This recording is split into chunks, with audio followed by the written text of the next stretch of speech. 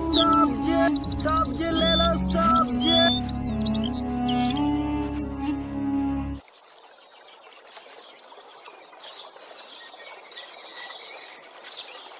रायपुर गांव में रामचरण नाम का एक व्यापारी रहता था। उसका एक 25 वर्ष का पुत्र भी था जिसका नाम नकुल था।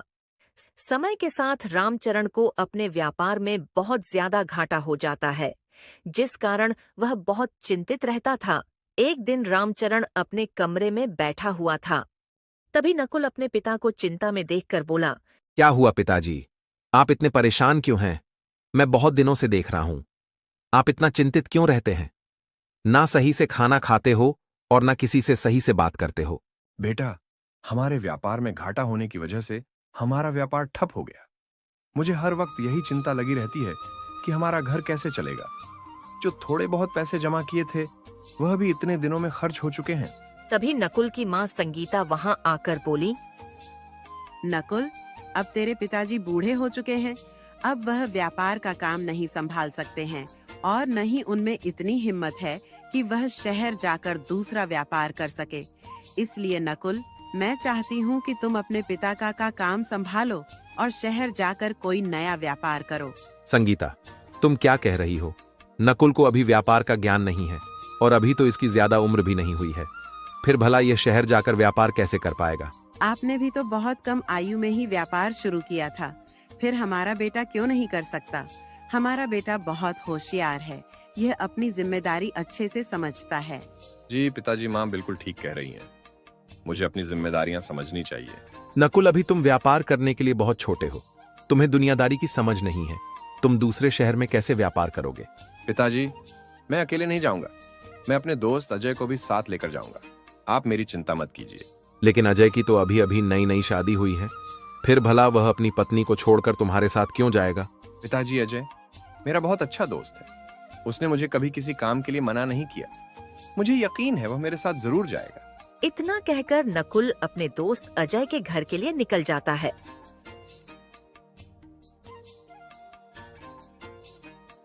कुछ ही देर में वह अपने दोस्त के घर पहुंच जाता है और उसके घर पहुंचकर अजय से कहता है, अजय मेरे दोस्त, मैं नए शहर में व्यापार करने जा रहा हूँ।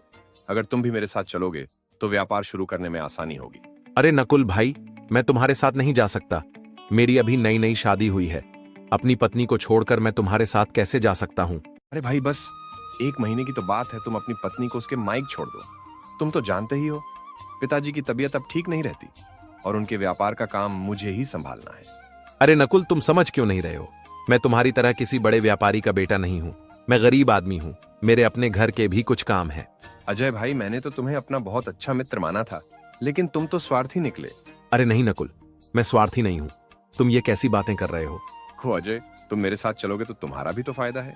थोड़ी देर सोचने के बाद अजय बोलता है, अगर तुम इतना कह रहे हो तो ठीक है, मैं तुम्हारे साथ चलने के लिए तैयार हूँ, लेकिन अपनी कमाई का 30% तुम्हें मुझे देना होगा। ठीक है भाई, मुझे तुम्हारी हर शर्त मंजूर है। हम कल सुबह ही निकलेंगे, तुम तैयार रहना। इतना कहकर नकुल अपना घर चला जाता है। इधर अजय अपनी पत्नी से बोलता है, भाग्यवान, मैं अपने दोस्त नकुल के साथ 1 महीने के लिए शहर व्यापार करने जा रहा हूँ। बस 30 दिन की तो बात है। तब तक तुम अपने मायके चली जाओ। अजय की बात सुनकर उसकी पत्नी नाराज हो गई, लेकिन उसने उसे मना लिया। अगले दिन नकुल के पिता व्यापार करने के लिए उसे 4 सोने के सिक्के देते हुए कहते हैं, नकुल, इन सिक्कों को संभाल कर रखना। यह सिक्के तुम्हें व्यापार की शुरुआत करने में मदद करेंगे बेटा। इस थैले में खाना है। भूख लगे तो रास्ते में रुककर खा लेना बेटा। अपना ख्याल रखना। हमारा आशीर्वाद हमेशा तुम्हारे साथ है। फिर नकुल और अजय शहर में व्यापार के लिए चले जाते हैं। बहुत देर तक चलते रहने के कारण वह दोनों बहुत थक जाते हैं और नकुल अजय से कहता है, भाई अजय, चलते चलते मैं बहुत ज्यादा थक गया हूँ। हमें थोड़ी देर आराम कर लेना चाहिए। ये क्या कह रहे हो नकुल? हमें जल्दी से जल्दी दूसरा शहर पहुंचना है। अरे भाई, तो चलते चलते कोई बातें ही बता दो जिससे हमारा सफर आसान हो जाए। क्या नकुल? मुझे कोई कहानी तो आती नहीं जो मैं तुम्हें सुना दूं, लेकिन मैं तुम्हें एक ज्ञान की बात बता सकता हूं, अगर तुम चाहो तो। लेकिन मैं कोई भी ज्ञान मुफ्त में नहीं देता। इसके लिए तुम्हें मुझे एक सोने का सिक्का देना होगा। ये क्या कह रहे हो भाई? क्या तुम एक सोने के सिक्के की कीमत जानते भी हो? जानता हूँ, तभी तो बोल रहा हूँ मेरा यह ज्ञान सोने के सिक्के से भी ज्यादा कीमती है।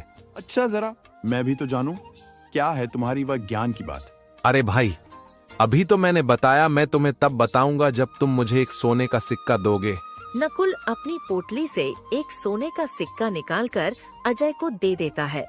सोने का सिक्का लेकर अजय नकुल से बोला, देखो नकुल, जब भी किसी सफर पर निकलो तो अपने साथ किसी को जरूर ले जाना, चाहे वे इंसान हो या जानवर, क्योंकि एक से भले दो होते हैं।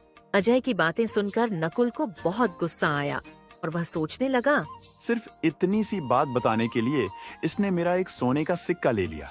ये बात तो हर कोई जानता है, इसने तो मुझे ठग लिया है। लेकिन अब मैं कर भी क्या सकता हूँ? अगर मैंने इसे कुछ कहा तो यह मुझे यहाँ अकेला छोड़कर चला जाएगा।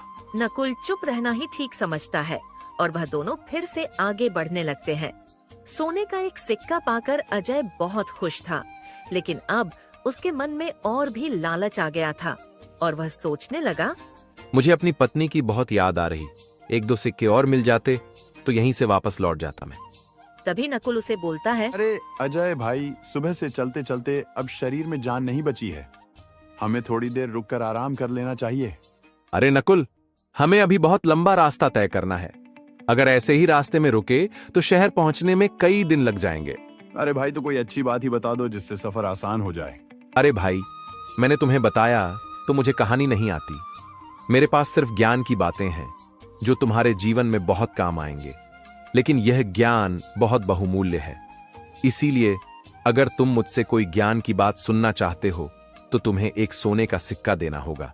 नकुल एक और सिक्का अजय को दे देता है। फिर अजय नकुल से कहा, अब मेरी बात ध्यान से सुनो, अगर तुम किसी अनजान के घर रुको और वह तुम्हें खाना खाने को दे, खाने को खुद खाने से पहले किसी जानवर को खिला देना।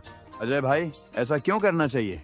वह इसीलिए क्योंकि हमारे बड़े बुजुर्गों ने कहा है कि पशु को खिलाने से पुण्य मिलता है। इस बार अजय की बातें सुनकर नकुल को और भी ज्यादा गुस्सा आया। उसका मन किया कि अपने दोनों सोने के सिक्के अजय से छीन ले, लेकिन उसने ऐसा कुछ नहीं किया और दोनों आगे बढ़ गए। कुछ दूर चलने के बाद नकुल एक बार फिर अजय से बोला, अरे अजय भाई, अब मैं बहुत ज्यादा थक गया हूँ, सुबह से चलते चलते मेरे पैर में बहुत दर्द हो रहा है, क्यों ना हम दोनों यहीं पेड़ के नीचे बैठकर आराम कर लें। आराम करने का मन तो मेरा भी कर रहा है, लेकिन अभी हमें जंगल भी पार करना है। जंगल में बहुत से जंगली जानवर रहते हैं, इसीलिए रात होने से पहले हमें वहां से निकलना भी है। अच्छा ठीक है, ये लो और एक सोने के सिक्का। अब मुझे और भी ज्ञान की बातें बताओ। फिर सुनो, अगर तुम किसी अनजान आदमी के घर ठहरो और वह आदमी तुम्हारे सोने के लिए बिस्तर लगाए तो सोने से पहले बिस्तर को अच्छे से झाड़कर फिर से बिछाना। लेकिन अजय, उस आदमी ने तो बिस्तर अच्छे से ही बिछाया होगा, फिर मैं वही काम दोबारा क्यों करूंगा? क्या पता कि गलती से बिस्तर पर कोई सुई छूट गई हो। अगर तुम्हें वह सुई चुभ जाए तो बहुत तकलीफ होगी ना भाई। इसके बाद दोनों फिर से आगे बढ़ गए, लेकिन इस बार दर्द के कारण नकुल के पैर लड़खड़ाने लगे। ये चलते चलते थोड़ी देर बाद फिर से वह अजय से बोला, अजय मेरे भाई, अब मैं और नहीं चल सकता, अब तुम मुझे कोई और ज्ञान की बात बताओ ताकि सफर आसान से कट जाए। तो मैं ज्ञान की बात बता दूं, लेकिन उसके लिए पहले मुझे सोने का सिक्का देना होगा। क्या भाई, अगर मैंने तुम्हें अपना आखिरी सोने का सिक्का भी दे दिया तो मेरे पास क्या बचेगा? फिर अगर नहीं दे सकते तो हमें चुपचाप आगे बढ़ना चाहिए। चलो, हमें जंगल भी पार करना है। हार मानकर नकुल ने वह आखिरी सोने का सिक्का भी अजय को दे दिया। लो भाई, ये आखिरी सोने का सिक्का भी तुम्हारा। अब मुझे कोई अच्छी सी बात बताओ। ठीक है, तो सुनो, फिर अगर तुम्हारे जीवन में कभी भी लगे कि तुम चारों ओर से मुसीबतों से घिरे हुए हो तो मुसीबत का सामना करना हर मुमकिन कोशिश करना, क्योंकि ऐसे समय में अगर तुमने अपना आत्मविश्वास खो दिया तो तुम बहुत बड़ी मुसीबत में फंस सकते हो। ये अजय तो बहुत चालाक निकला, इसने मेरे चारों सोने के सिक्के ले लिए और मुझे कोई भी काम की बात नहीं बताई। उधर अजय को अपनी पत्नी की याद आने लगी थी और वह सोचता है, मुझे अपनी पत्नी की बहुत याद आ रही है। अब तो मेरे पास 4-4 सोने के सिक्के हैं, अब मेरा यहाँ क्या काम। देखो नकुल भाई, मुझे अपनी पत्नी की बहुत याद आ रही है, इसीलिए अब मैं अपने घर जा रहा हूँ। आगे का सफर मैं तुम्हारे साथ तय नहीं कर पाऊंगा, हो सके तो मुझे माफ कर देना। इतना कहकर अजय अपने घर की ओर जाने लगता है। अजय, मुझे तुमसे यह उम्मीद नहीं थी। तुम एक बहुत बड़े धोखेबाज और मक्कार इंसान हो। मैंने तुमसे ऐसे धोखे का उम्मीद नहीं की थी। अजय नकुल की एक नहीं सुनता और आगे बढ़ जाता है। सारे शिका अजय को दे देने के बाद अब नकुल के पास कुछ भी नहीं बचा था। वह पूरी तरह से कंगाल हो चुका था। अब मैं क्या करूं? मेरे पास तो एक भी सोने के सिक्के नहीं है। ऐसे खाली हाथ घर भी तो नहीं जा सकता। नकुल यह सब सोच ही रहा था, तभी एक बूढ़ा आदमी उसके पास पानी से भरा घड़ा लेकर उसके पास आता है। बेटा, यह पानी का घड़ा बहुत भारी है। अगर तुम इसे मेरे घर तक पहुंचा दोगे तो तुम्हारी बहुत कृपा होगी। मेरा घर यहीं पास में ही है। बेटा, क्या तू मेरी मदद कर देगा? अरे बाबा, मैं खुद ही बहुत परेशान हूँ। आप जाओ यहाँ से। तभी नकुल को संजय का पहला ज्ञान याद आता है, एक से भले दो। इसलिए वह बूढ़े आदमी से माफी मांगकर उसका मटका लेकर उसके घर तक जाता है। रास्ते में सारी बात नकुल बूढ़े व्यक्ति को बताता है। थोड़ी देर बाद दोनों घर पहुंच जाते हैं। ठीक है बाबा, अब मैं चलता हूँ। अभी मुझे बहुत लंबा सफर तय करना है। बेटा, तुम एक बहुत नेक व्यक्ति हो।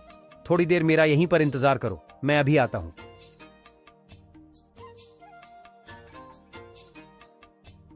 बूढ़ा व्यक्ति अपने घर के अंदर से एक पोटली लेकर आता है। पोटली सोने के सिक्कों से भरी हुई थी।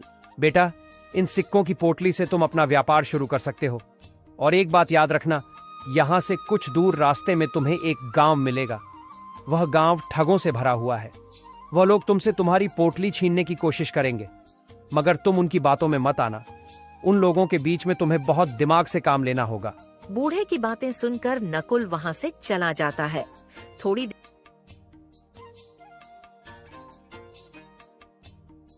देर चलने के बाद नकुल उसी गांव में पहुंच जाता है जिस गांव के बारे में उसे बूढ़े व्यक्ति ने बताया था। नकुल जैसे ही गांव में देखता है, एक घर के बाहर उसे एक व्यक्ति खड़ा दिखता है। व्यक्ति ने नकुल को अपने पास बुलाया और बोला, अरे भाई, नए लग रहे हो। इस गांव में किसके घर आए हो भाई? जी, मैं शहर की ओर जा रहा हूँ। लेकिन शहर तो अभी बहुत दूर है और रात भी होने वाली है। तुम एक काम करो, आज रात के लिए मेरे घर ही ठहर जाओ। चलते चलते नकुल बहुत थक चुका था। वह भी आराम करना चाहता था। तभी उसे बूढ़े व्यक्ति की बात याद आती है कि ये गांव ठगों से भरा हुआ है। आपने मेरे बारे में सोचा, इसके लिए आपका धन्यवाद। लेकिन अभी मुझे बहुत रास्ता तय करना है, इसलिए मैं रुक नहीं सकता। ठीक है भाई, अगर तुम रुकना नहीं चाहते तो मैं क्या कर सकता हूँ। लेकिन एक बात याद रखना, इस गांव में बहुत सारे ठग रहते हैं, उनसे सावधान रहना। अनजान आदमी की बातें सुनकर नकुल सोचता है, ये आदमी तो नेक लगता है। आज रात के लिए मैं यहीं रुक जाता हूँ। सुबह होते ही शहर के लिए निकल जाऊंगा। अरे किस सोच में पड़ गए भाई? मैं सोच रहा हूँ कि अगर आप इतना कह रहे हैं तो आज रात के लिए मैं आपके घर रुक जाता हूँ। सुबह होते ही कल मैं शहर के लिए निकल जाऊंगा। मेरे घर पर 2 जवान बेटियां हैं, इसलिए किसी अनजान को मैं अपने घर नहीं रोकता। लेकिन तुम देखने में नेक इंसान लगे, बस इसीलिए तुमको बोला।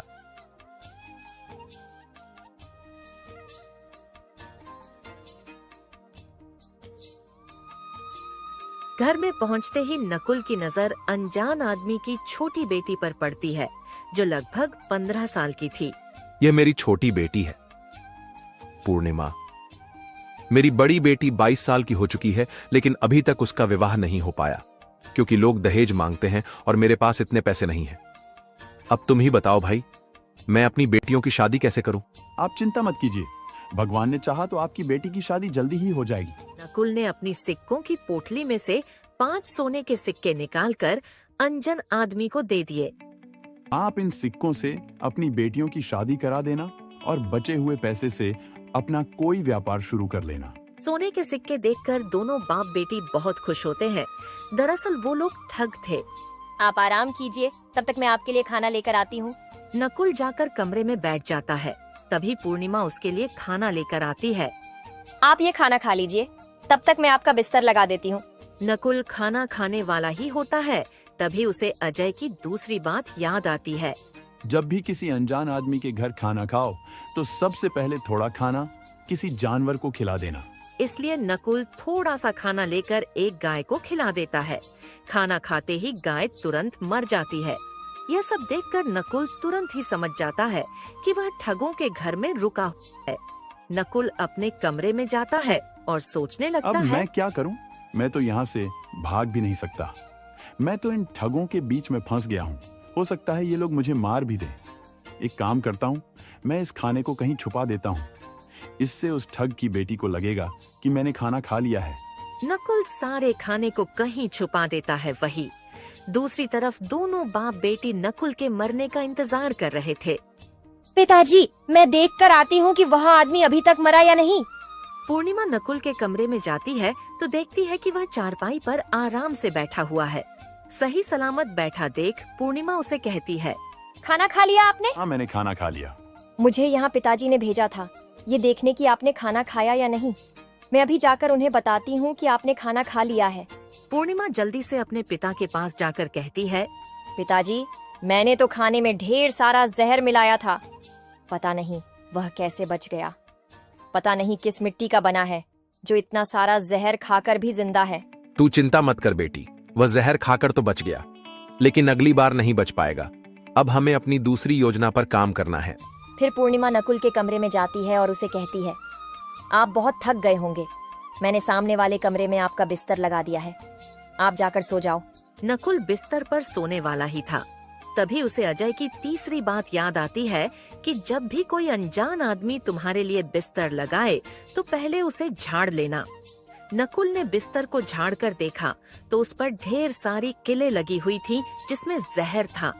ये सब दे नकुल बहुत घबरा जाता है। अजय सही कह रहा था। उसकी ज्ञान की बातें सोने के सिक्के से भी ज्यादा कीमती हैं। आज उसकी वजह से मैं 2 बार मरने से बच गया हूँ, लेकिन जल्दी से जल्दी मुझे यहाँ से निकलना होगा, नहीं तो ये बाप बेटी मेरी जान ले लेंगे। उधर वह दोनों बाप बेटी नकुल के मरने का इंतजार कर रहे थे ताकि उसकी सोने से भरी पोटली ले सके। सुबह हो जाती है, लेकिन फिर भी नकुल के न मरने से दोनों बाप बेटी परेशान हो जाते हैं। तभी वह ठग अपनी बड़ी बेटी को बुलाता है और उसे कहता है, देखो बेटी, हमारे घर में कोई अनजान व्यक्ति ठहरा है जिसके पास सोने से भरी पोटली है। हमने बड़ी मुश्किल से उसे फंसाया है। 2 बार मारने की कोशिश कर चुके हैं, लेकिन 2 बार उसने हमारी योजनाओं को नाकाम कर दिया है। इसीलिए मैं चाहता हूं कि तुम उस व्यक्ति से किसी भी तरह से वह सोने की पोटली हासिल करो। उस ठग की बड़ी बेटी बहुत सुंदर थी। उपयोग जो भी देखता था देखता ही रह जाता था। उसका नाम नैना था। नैना जैसा ही नकुल के कमरे में जाती है तो नकुल उसे देखता ही रह जाता है। फिर नैना नकुल से कहती है, अभी तक आप क्यों नहीं सोए? मेरी छोटी बहन ने आपके लिए कितना अच्छा बिस्तर लगाया है। या फिर कोई और बात है जिसकी वजह से आपको नींद नहीं आ रही है? अच्छा, क्या वह तुम्हारी बहन है? तो फिर तुम भी मुझे मारने के लिए आई होगी। तुम्हारी बहन ने मुझे खाने में जहर मिला कर दिया था।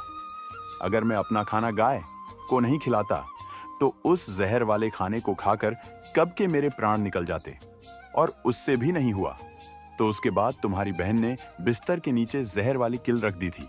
वह तो मैंने बिस्तर को झाड़ लिया। तब मुझे दिखा कि बिस्तर के नीचे शहर वाली किलें हैं, नहीं तो अब तक तो मैं ऊपर पहुंच गया होता।